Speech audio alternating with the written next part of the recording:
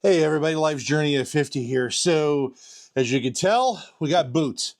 Now, this is a little bit like my last review from about a year or so ago. I'm kind of going to walk through a few different boots. I got a couple of new ones, but it's getting that time of the season.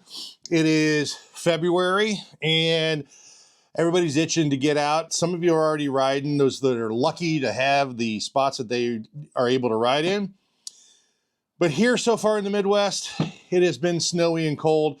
Hopefully that streak will start ending here, coming into March here pretty soon. So anyway, so let's get on this. Let's get into some adventure boots. What I think is good.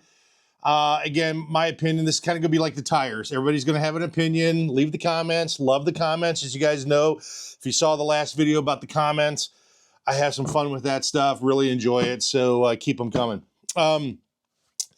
Let's start off with, what do we want to do here? We got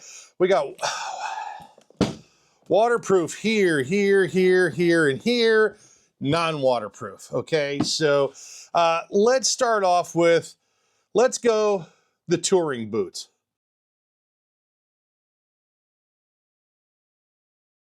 All right, back, the touring boots. So these are probably my 3 favorite touring boots, and you can ride them off-road as well. Now, there is the CD Adventure 2. They have not come out with an update on this one. It's still a quality boot. Does not have much ankle protection. And so it's a little soft around here and around the calf. Out of all the waterproof boots, it's probably the best just because it goes all the way to the top here. And I've talked about that before, but comfort, it's a great boot. These are all going to be in that $400 to $500, $600 range. So, but this is the CD Adventure 2. Now, this is the Forma Terra Evo. Solid boot. It really is. It's comfortable. Probably out of all the boots, when you first slip it on, this is probably the most comfortable to slip on. And again, now on the waterproofing, you can see versus the CD that was over here, you can see that this only comes up waterproofing to right about here on this boot. So anything deeper than that, you're going to get wet in these. But these have been a fantastic boot. I haven't worn them as much as I used to, but they are super comfortable. A little bit better, probably I would say in the toe box area than the CDs. Very similar. And they're going to be very similar, maybe a little bit more protection in the ankle versus the CDs, but they're both pretty flimsy up top, you know, a little bit of shin protection. They're fine to ride off-road, gravel roads, any of that stuff. If you're going to do any hard enduro and stuff like that, I probably wouldn't wear either one of these just because they don't really give a ton of protection around the ankle and stuff like that. So, and I know I've been criticized in the past for showing these boots and kind of like, you know, flex them and stuff like that, but you guys can see these been pretty good, pretty easy. So great touring boot, great if you're just doing some gravel roads, if you're just doing some long hauls, that type of stuff, really great. Now, this is my go-to when I tour. This is the Alpine Stars Toucan, and now a little bit different. This has got 2 buckles, 2 on the CD, 3 on the Forma, which I do like the 3 there, just a little bit more up here. Now, same thing here, waterproofing, not going to go to the top, so you guys can see that right there. But if you're going to do a little bit more off-roading, like if I'm doing a BDR, these are the boots that I'm wearing. And the reason why is because I'm trying to bend these a lot stiffer on the ankles. You can kind of see I'm trying to bend that. Not like these where these kind of fold on over. Great toe box. Again, super solid boot. Probably the second best of once you put them on of being comfortable. I think this is the first one, better than the CDs when you first slip these on. So, but these are the Alpine Stars Toucan. I think they're $550. You can find them over in Europe, which I have for a lot less, for like $385, and you can get them with DHL delivery like in 3 to 5 days. So you can find them for about $150 or so less over in Europe and having them shipped over here. And it's really not that much different than what you would buy and just maybe have to wait a few more days on it. But yeah, so 3 waterproof boots. They're all quality boots if you're going to do some touring and stuff like that. If you're going to do a little bit more aggressive off-road, like I said, these are my go-to for the BDRs is the Alpine Star Toucan. So this gives you a little bit of the touring stuff. So let's get into the next phase of the Enduro, motocross, more protection boot, okay? 2 seconds, back.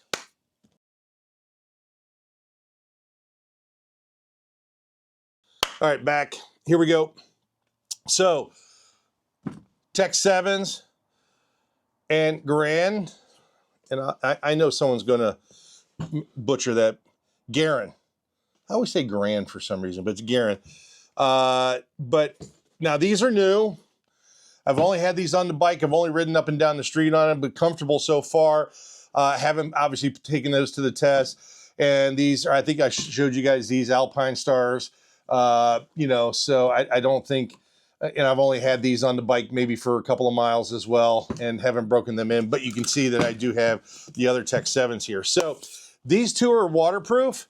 So what I do like about this, now the Dry Star here on the Tech 7 does go just a tad higher than these. So, but these are a lot, I think, you know, stronger, especially around this area right here. And again, I mean, any of these motocross boots, I mean, it's almost impossible to bend any of this. Now, back in here, and I'll get a close-up of these, you guys can see here, this has this going straight up and down here. You get a little bit of more push in here. Not a ton. It's not a ton. But a little bit more protection in the back there. And again, I feel that these are a little bit more towards a motocross boot. So those are them. Now, if you're not wanting waterproof, and I will tell you, whenever you wear waterproof boots and you get into the waterproof is to keep the water out. If you go in the water and you got waterproof boots on and the water crashes over the top of these things, the water's going to be staying in.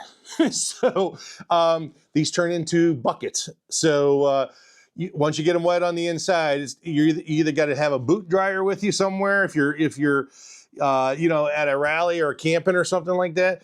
But yeah, you definitely got to have a boot dryer if you're going to get these things wet. Outside of that, they've been fantastic. The Dry Stars have been great. I'm sure that these are going to be fantastic as well. But again, I think these are a little bit, just when I press on them and kind of feel the ruggedness, these Garand are really going to be pretty top-notch a boot. So the Dry Stars, again, I've beat the crap out of them. You guys can see that. They've been great. Again, it's all subject to what you want to do with the boots. And then what I've come to realize, especially when you're riding a lot of heavy trail, single track, some gnarly off-road stuff, you know, these are the type of boots that you're going to want to run versus the other ones that I showed, because these are just going to give you a lot more support, especially around the ankle, the feet, even up in this section here, so you don't snap off a fibula or whatever. But again, a lot more protection. Again, anything can happen at any given moment, guys. Heck, I wore my Toucans, and that's what I broke my leg on out in South Dakota on the trail. So, and then had to ride 1,300 miles home with a broken leg. So, but anyhow, what I've come to find out is I actually bought some waterproof socks. If you guys saw some of the base layer stuff, I think I showed my Climb waterproof socks. I usually wear those with these because if these do get wet or whatever, you got some socks on, you're good. And you don't have to either. You can just, you know, deal with it. But what makes these nice, especially in the hot summer days, even if you get the boots wet, your feet are wet, you're getting cooled down, air goes kind of through the boot a little bit more. Obviously with the gore-tex boot and a waterproof boot, you're not going to get as much airflow on your feet. So your feet are going to be a little bit hotter, a little bit warmer with any of the, the gore-tex protected waterproof boots. So that's a little bit different, especially in the hot summertime. Sometimes it's nice when you go through the water and stuff like that, that these let a little bit of moisture in, let some water in, and kind of cool your body down a little bit. But again, great boots. This is adventure riding. And if I had my go-tos here, chances are I will wear a waterproof boot versus these to a certain degree. And again, it really comes down to if it's been dry for a period of time, I just wear these. And if I run into water, I run into water. It is what it is, right? If it's wet, I know it's going to be slop, all that stuff all day long, or it's been raining for a long period of time, I'll put the waterproofs on, take another chance that, I'll have buckets of water in them and stuff like that. The soles are not bad on these, right? A little bit different because these are Enduro ones. I've got a little bit more of the sole to them versus these are a little bit more of the motocrossed. You guys can see that. A little bit more slick bottom here versus these. So a little bit more tread, traction on those. And the Garens as well, a little bit tread on the outside. So it kind of makes those nice that if you're out on the trails, it's muddy, or you're walking around, you got a little bit more grip than these, because these you will slide around on these when you're out walking about. So again, check the sole, see what that's all about from there. So, all right, let me do this. Hey everybody, I want to take a quick minute here to say thank you to my partners and really helping me out in this journey that I've been on for the last 4 years. They've been friends of this channel, they've been supporters, and have really helped me in this journey. And I just wanted to take a quick second to say thank you and really appreciate the support. So anyways, back to the video. Right now, at this stage of the game, if I was picking just 2 pairs of boots that I would have,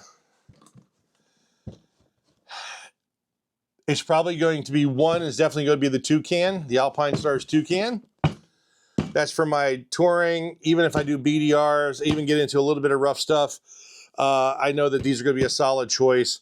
And a little bit more of a compromise from these, just because you can see they're a little bit shorter, but they're waterproof. They're still rugged here. Might not give you as much up in this section because this is all hard here. A little bit softer up around the calves, and especially around in this neck of the woods. But these would probably be here.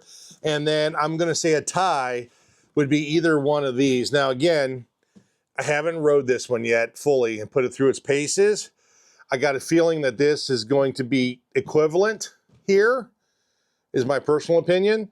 And then obviously, I mean, these are just, a new version of these, but I would say that second would probably be these, just because the Tech 7s haven't failed me. I probably would go waterproof over the regulars, but again, it's about the conditions you ride in. So if you got 2 or 3 different pairs of boots, but if you're only getting 2, I'd go for the waterproof. And then maybe since you have a waterproof and a rugged one in the Toucan, you possibly could just go with this Alpinestar versions here that are not waterproof for the hot summertime, so you get some breeze on your feet so you don't feel so roasted out in a Gore-Tex boot during the summertime. So again, nothing wrong with these other ones. Like I said, the CDs, the Formas, great boots, have no issues. Obviously, you've seen I've been into some stuff with them. They got mud and everything caked on them, so it's not like they couldn't take a beating, but overall protection, these would probably be the ones that I would go with in this arena. I know that these 2 are going to do outstanding this coming summer, but this is where I'm at. So adventure boots. Now, I know there's a bunch more out there, right? I don't have a pair of the CD Crossfires. People let me know on that. Forma had a Terra, not a Terra Evos, but they had a Forma Predator 2.0s. I've talked about those in the past. They were fantastic. I just couldn't find the fit. They're a little narrow on my foot. But those were pretty nice boots. I wish I could have wore those a little bit longer, but this is what I've kind of ended up on in the quote-unquote adventure off-road boots. So again, I figured I'd throw another video out here about boots. Everybody always asks questions. Again, it's kind of like tires. It's kind of like the unicorn bike. It's like everything else that everybody else talks about, right? What's the best? Everybody's going to have an opinion. Leave your comment. Love to hear it. Again, I love the comments. It tells me that you're engaged, gives me even ideas on maybe what I should try differently, because that's how I bought this one, is because someone recommended it and said it's a great boot. And this is the, what did I say this one was? Yeah, this is the SG22. And obviously I've put, you know, all the descriptions and how much these boots are and stuff, and they can get pretty expensive, obviously. I mean, you can start running, obviously, the numbers up here pretty good. So, all right, folks, thanks for watching. Really appreciate it. And yeah, adventure off-road boots. It's up to you. Let me know what your thoughts are. Talk to you later. Bye.